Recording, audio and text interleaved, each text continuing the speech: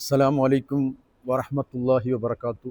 ഞാനിപ്പോൾ ഉള്ളത് ചൈനയിലെ ഗുവാങ്ഷോയിലുള്ള ഗുവാങ്സി മസ്ജിദിലാട്ടോ. ഈ മസ്ജിദിന് ഒരുപാട് പ്രത്യേകതകളുണ്ട്. ഈ മസ്ജിദാണ് ചൈനയിലെ ആദ്യത്തെ മുസ്ലിം പള്ളി. ഇത് നിർമ്മിക്കപ്പെട്ടിട്ടുള്ളത് 1300 വർഷങ്ങൾക്ക് മുമ്പ്.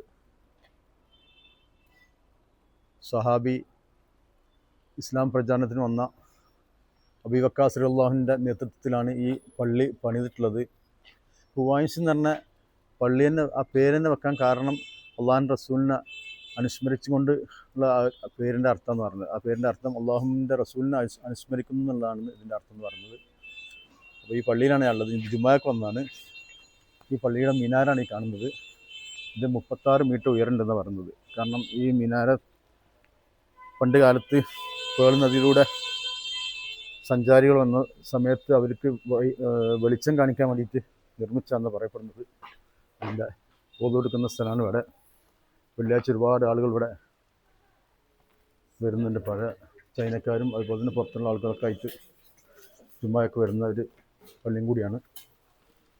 ഇതാണ് ഈ പള്ളിയുടെ ഉൾവശം. ഒരു നടുമുറ്റൊക്കെ ഉണ്ട്.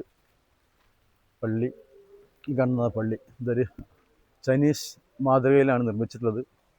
ചില ഭാഗങ്ങളിലൊക്കെ ഒരു അറബിക് ടച്ചുണ്ട്.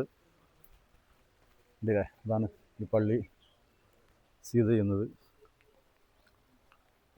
ഒരുപാട് സന്തോഷമുണ്ട്. കാരണം ഒരു വെള്ളിയാഴ്ച ചൈനയിലെ ആദ്യത്തെ മസ്ജിദിനൊന്ന് ജുമാ കൂടാൻ പറ്റിയതിൽ വളരെ സന്തോഷം.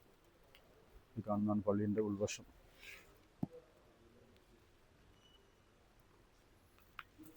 ഇതൊക്കെ പള്ളിയുമായിട്ടുള്ള ബന്ധപ്പെട്ടുള്ള ഏരിയകളാണ്.